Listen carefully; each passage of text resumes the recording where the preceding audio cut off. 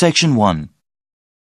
You'll hear two travellers, Lilith and Alex, having a discussion in a cafe. First, you have some time to look at questions 1 to 5.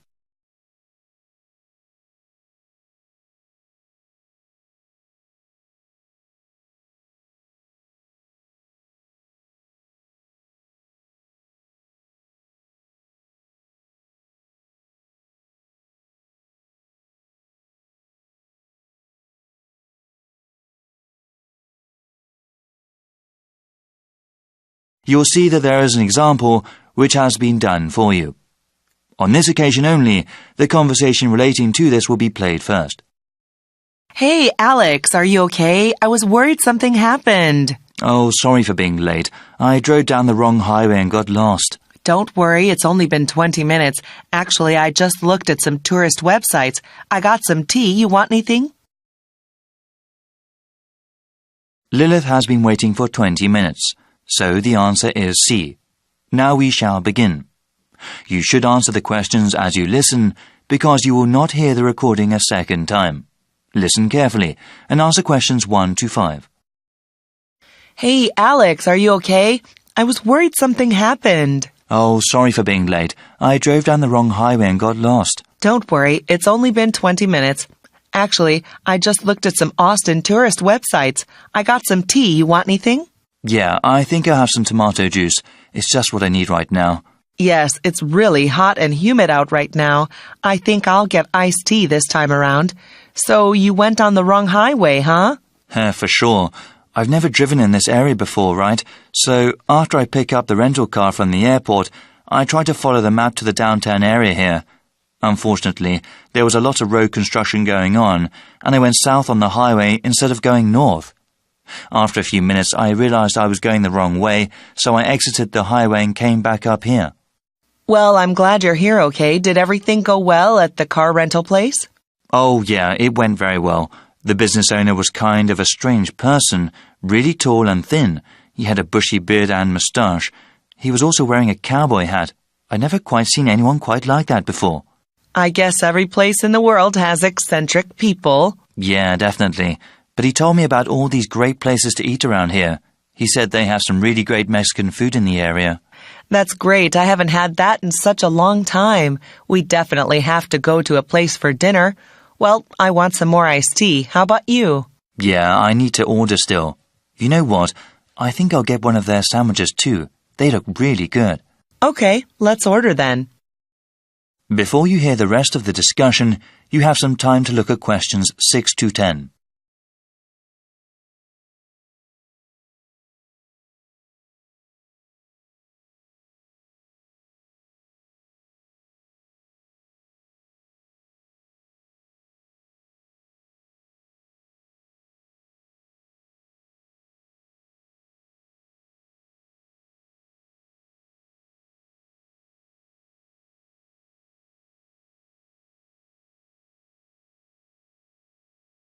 Now listen and answer questions 6 to 10. Now then, what are we going to do today? I was thinking it would be nice to see the state capital and then maybe the university. Well, according to the website, let me see. The state capital has tours only on Mondays, Wednesdays, and Fridays. Yeah, if we went there, it would be much better to go on a guided tour. Oh, wait. Yes, there are tours on Mondays, Wednesdays, and Fridays, but also on Saturdays. The university site lists a lot of places that are interesting, so maybe we can spend most of the day at both the Capitol and there. We should definitely go to the lake after that as well, and even spend the night camping there. Great plan. Is there anything else you found online? Yeah, I know you studied biology, so I was thinking that the park would be good. They have a pretty unique collection of trees and plants. They are open Monday through Saturday, so we can go there anytime. There's also the mountain. There are some photos on the website. It looks like they have some great views of the city, and I definitely want to do some hiking. Yes, we would have to take another day for the park and the mountain. But you know, the guy at the rental place was talking about the weather. It seems that there will be a pretty bad storm coming tomorrow. We need to plan around that since it won't be good to be outside when it comes. Certainly not. It's not worth hiking somewhere if the weather is terrible. We can go to the park and the mountain today and then go to the indoor places, the Capitol and the university tomorrow. It'll be hard to get around in the rain, but at least we'll be inside. I agree. By the way, how much are these places? All of them are free except for the park. Wait, I'm not sure about the Capitol tour. Yeah, they don't charge anything for the guided tours. All right then, we'll go hiking first and then relax at the park.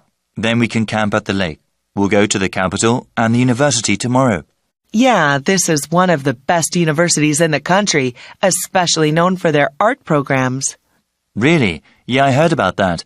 They have some art galleries there too, ones with some good modern art. Wow, it seems like that's a lot for us. Yeah, I'm really excited about camping at the lake. The sunsets are supposed to be beautiful there. That is the end of section 1. You now have half a minute to check your answers.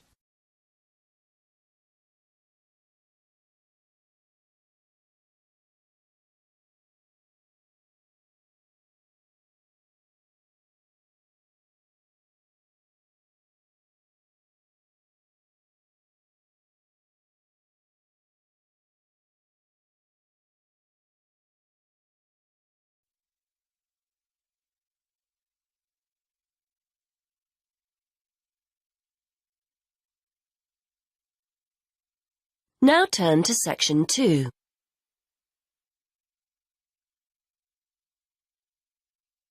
Section 2.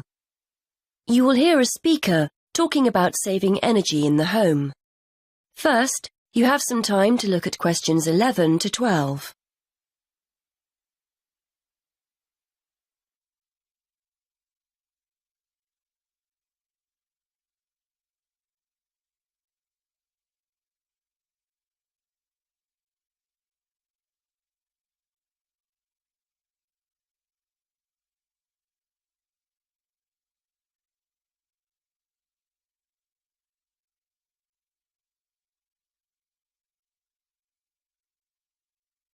Now listen and answer questions 11 to 12.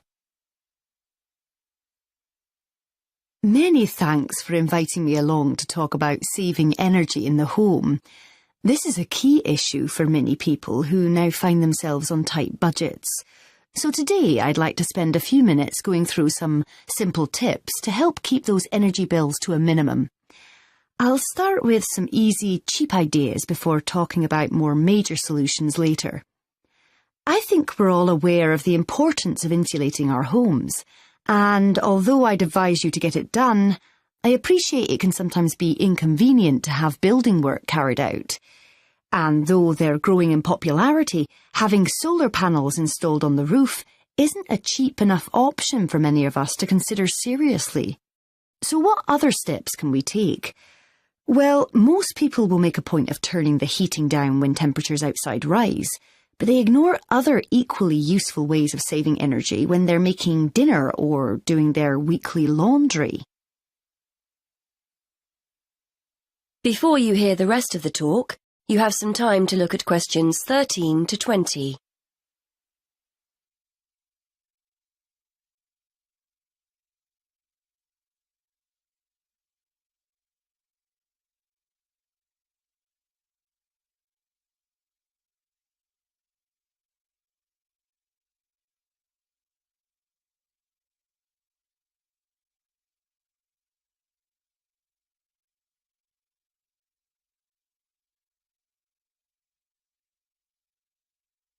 Now listen and answer questions 13 to 20. If you're living in a relatively new apartment or house, you're probably blessed with a cosy, draft-free living space. But for those of us in older properties, the chances are there are gaps all over the place where cold air is getting in. Walk around your home and place the back of your hand around window frames. Can you feel cold air coming in from outside? Get down on your knees at the doors. Is there a draft at floor level? Fix these drafts with some cheap draft excluders and savings in heating bills will begin straight away. And are you using the latest energy-saving light bulbs? I'm not recommending you go around your entire property throwing out older ones and replacing them all immediately. But next time a bulb goes, make sure you buy an energy-efficient alternative. And what about heating? If you have radiators in every room, do you need them all switched on throughout the day? If they're on timers, set them efficiently. Then there's the laptop or your TV. Do you leave them switched on overnight or on standby? Don't waste money. Turn them off. And that goes for lights as well. You'd be surprised how many people leave them on when they go out. There are also guaranteed savings to be made in the kitchen. I'm always telling my husband not to overfill the kettle when he makes a cup of tea. Why boil more water than you actually need? When you consider how many times that kettle gets used every day, you'll appreciate just how much electricity can be saved by boiling what you need and no more. And the next time you're cooking pasta or potatoes, keep a lid on the pot. The water will boil much more quickly than if you leave it off. And if you've bought yourself a pressure cooker or steamer and it's sitting in the cupboard never being used, get it out. They're much more efficient than pots and pans. Now, the refrigerator and freezer. If the fridge is next to the cooker, it's having to work harder to stay cold. But as I'm giving cheap, easy solutions here, a kitchen redesign might be out of the question. Still, there are other energy-saving steps you can take. Keep an eye on the temperature control. We often forget to turn it down in the colder winter months when a high setting is unnecessary. Also, remember to defrost the freezer frequently and try not to overfill it, as this isn't the most efficient way of using it. The washing machine is another potential money saver. A lot of people wash at 40 degrees Celsius, but it's often okay to drop the temperature down to 30 degrees Celsius with similar results. And remember to either wash full loads or select the half-load programme. Again, a surprising number of people forget to do this. And is it really necessary to dry your clothes in a tumble dryer? If you have a garden or a yard, hang them outside. Or if you're drying them inside, get yourself a cheap clothes rail rather than hanging things over radiators, which robs you of valuable heat. Now, let's turn to some of the help our local council is offering to householders to save energy. That is the end of section 2. You now have half a minute to check your answers.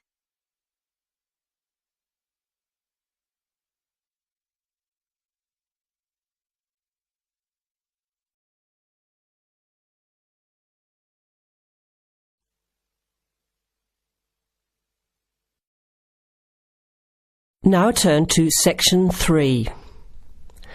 Section 3. You will hear a discussion among 3 students who are organising an international film festival at their college. First, you have some time to look at questions 21 to 24.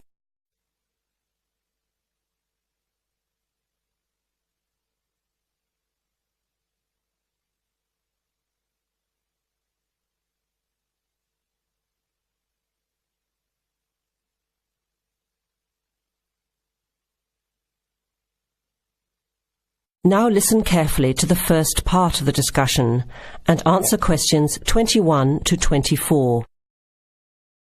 Thanks for coming to this meeting on such short notice, Anna and Veronica. It looks like we have just become the organising committee for this year's International Film Festival.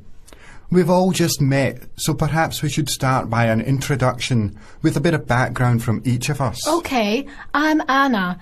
I finished 3 years of a languages degree in Sweden, where I come from. This year I decided to study overseas to get to know a different part of the world. I'm also a big fan of European cinema, especially French and Italian. Those are the languages I majored in, along with English.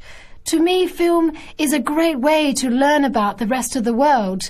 I was in the film club at my university, so when I saw the notice asking for volunteers, I thought it would be a good way to meet people and get involved in something I really enjoy. Thanks, Anna. My name is Veronica and I come from Italy. I'm doing graduate studies in English literature.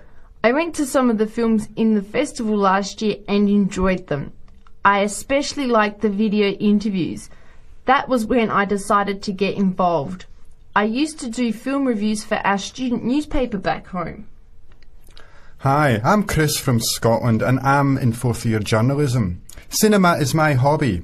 Last year I joined the organising committee just like you have now, and somehow this year I've ended up in charge. I'm actually able to use my coordinating work on the festival towards a credit for one of my courses. I have to write up a report on the festival with recommendations, so that's an extra motivation for me. So I hope this is going to be a good experience for us all. OK, where would you like to start? How about a general overview of the festival? I don't really know much about it. Well, the film festival was started by International Student Society 5 years ago and has grown every year. It is held over 4 nights during study break, Wednesday to Saturday. Normally we show 3 films a night. Last year we tried to choose films from different parts of the world that fit together in some way, maybe a similar theme. Or we could feature a type of film like action films or science fiction. Now you have some time to look at questions 25 to 30.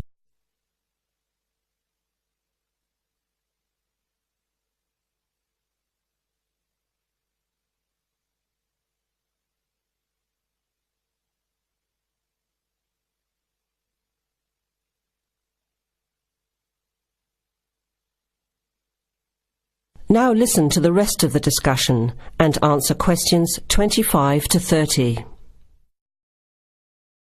Who picks the films? It's up to us on the committee to decide. You mean we get to pick all the films ourselves? What a hard decision. There are so many to choose from. Well, that's the fun part. We have this catalogue of independent distributors. The films are listed by language and have a short summary.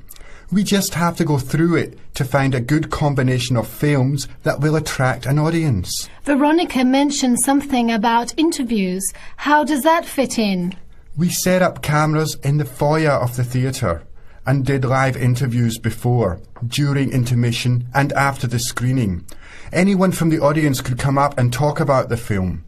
The Broadcasting and Journalism School set it up and ran the interviews.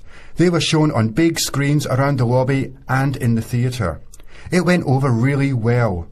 We had a long lineup of students waiting to be interviewed on TV. Everybody wanted their minute of fame. Great idea. Yeah, it worked really well. We should certainly do something similar again. Maybe even develop the idea further, like a website with audience reviews and discussion, so we can get as much participation and involvement as possible. Hey, that's a good idea. Can I ask a question? None of the films are in English, right? Are they dubbed or subtitled? Well, we do occasionally choose a film in English, but only from unusual places where the dialect is so strong they sometimes need subtitles, like the Caribbean or even Scotland. The majority of films in the festival are foreign language, dubbed in English. We've learned from experience that students don't like reading subtitles. Maybe they read too much already. Whatever the reason, the subtitled films get smaller audiences, so we avoid them as much as possible. So how large an audience can we expect, and how much does it cost to get in? It costs $5 per film, or a $20 pass for the whole event. All 12 films for the real movie fan. We would have broken even last year, except for a bad storm on the Friday night. We almost had to cancel the whole thing. But overall, we had a good turnout. More than 2,000 people in 4 days. Oh, that's what I was wondering about. The financial part. Where does the funding come from? What kind of budget do we have? The festival is subsidised by the Student Council. We generate money through advertising and through admission charges. We'll go over the budget in details a little later, but we've got lots of work to do in the meantime. I guess we have to start pretty soon. Well, I think by the 1st of March at the latest. We need to select all the films. Then we have to find some advertisers to sponsor the event. That shouldn't be too hard. We'll just start with last year's list. Our deadline for that should be the middle of March. By the end of March, we need to design the programme. Then we can get posters made up and distributed in April. Like you said, we need some clever promotion. Something to generate interest and get people talking. We have 4 months to get ready. It should be enough time. OK, where do we start? Let's start by talking about films, since that is the best part, and see what we come up with. What was the best film you saw last year? That is the end of section 3. You now have half a minute to check your answers.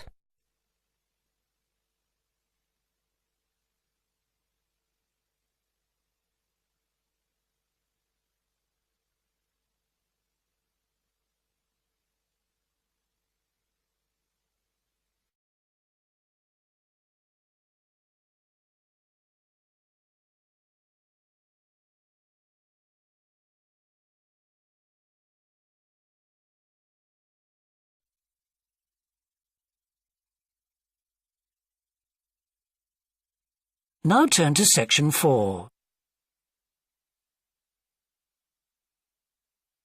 Section 4.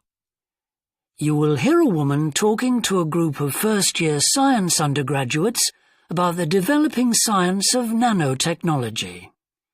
First, you have some time to look at questions 31 to 40.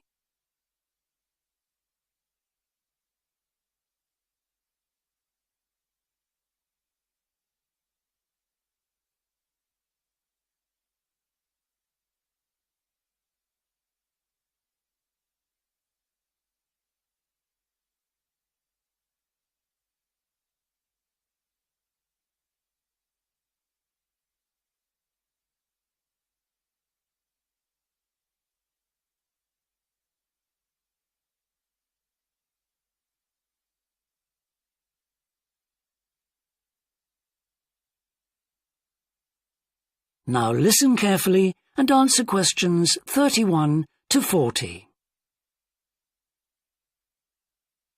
Today we're going to look at an important area of science, namely nanotechnology.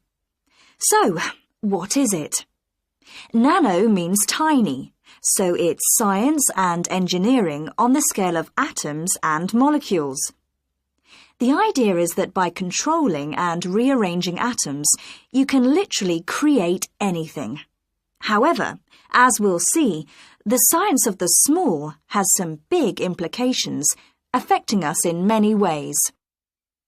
There's no doubt that nanotechnology promises so much for civilization. However, all new technologies have their teething problems. And with nanotechnology, society often gets the wrong idea about its capabilities. Numerous science fiction books and movies have raised people's fears about nanotechnology, with scenarios such as inserting little nanorobots into your body that monitor everything you do without you realizing it, or self-replicating nanorobots that eventually take over the world. So, how do we safeguard such a potentially powerful technology? Some scientists recommend that nanoparticles be treated as new chemicals, with separate safety tests and clear labelling. They believe that greater care should also be taken with nanoparticles in laboratories and factories. Others have called for a withdrawal of new nanoproducts, such as cosmetics, and a temporary halt to many kinds of nanotech research. But as far as I'm concerned, there's a need to plough ahead with the discoveries and applications of nanotechnology. I really believe that most scientists would welcome a way to guard against unethical uses of such technology. We can't go around thinking that all innovation is bad, all advancement is bad. As with the debate about any new technology, it is how you use it that's important. So, let's look at some of its possible uses.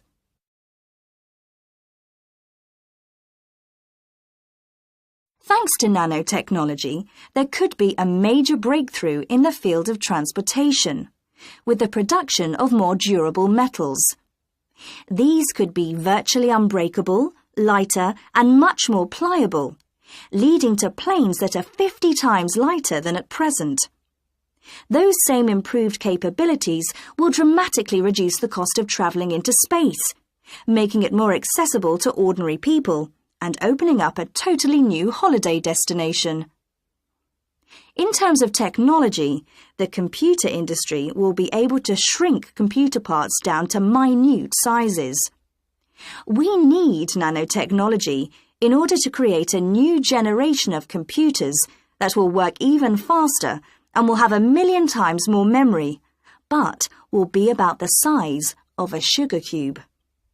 Nanotechnology could also revolutionize the way that we generate power. The cost of solar cells will be drastically reduced, so harnessing this energy will be far more economical than at present. But nanotechnology has much wider applications than this and could have an enormous impact on our environment.